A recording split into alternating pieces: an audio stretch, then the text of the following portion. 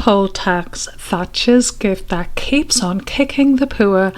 Welcome back, folks, to another special episode of Bureaucratic Nightmares we didn't vote for. Today we're peeling back the decomposing wallpaper of British tax history to expose the festering dry rot underneath. The Local Government Finance Act 1988, or as I like to call it, how to torch democracy and send the bill to the unemployed. Let's start with the community charge, Thatcher's masterpiece of fiscal sadism, a flat rate tax so intellectually bankrupt it could qualify for universal credit.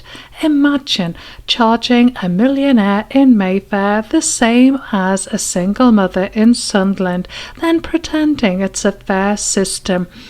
That's not taxation, that's parliamentary mugging, and just like a good mugger, the Tories brought friends, data registrars, enforcement agents, and a reminder that we know where you live.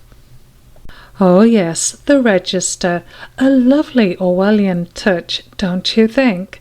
The Act demanded councils create a comprehensive list of every adult in the country. Now, that says something when it comes to all those illegal immigrants, doesn't it? Ouch. Anyway, the Act demanded that the comprehensive list will not enfranchise you, but shake your pockets clean. Don't pay. Welcome to the courts, or better yet, lose your right to vote, because what says democracy like disenfranchisement by invoice? And Scotland, bless the bonny lass, was the test subject, not with consent of course. She got the poll tax a year early, like a guinea pig shoved in a microwave to see if the national roast was ready. Over 700,000 court cases later, it turns out forcing the working class to bankroll Whitehall's accounting errors was terribly unpopular. And let's talk constitutional integrity, shall we? Local councils, remember those charming relics of local democracy, were neutered.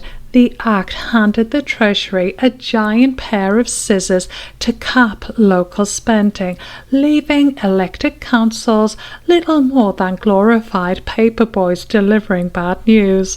Westminster got the power, we got the bill. And Parliament, the mother of all scrutiny, except when it's busy ramming 147 clauses and 17 schedules through under a guillotine motion, because nothing says we value your input like legislating faster and harder than a game show host and buzzer. This wasn't governance, it was a Thatcherite prank gone too far, a flat tax wielded like a cricket bat across the backs of the vulnerable, packaged as reform, delivered as punishment. But moving on, we then had the riots. And when the riots came, because of course they did, what was the government's response? It's misunderstood, they said. Yes, like syphilis is misunderstood. The policy didn't collapse under the weight of opposition. It was publicly executed, tarred, feathered and buried next to political careers that still smell faintly of burning poll cards. In conclusion, the Local Government Finance Act 1988 was less a piece of legislation and more an experiment in sadism with paperwork, a constitutional kick in the teeth dressed up as reform. And like any bad idea in Britain, it wasn't abolished. It was rebranded, resold and reissued as council tax, because here failure isn't scrapped, it's recycled.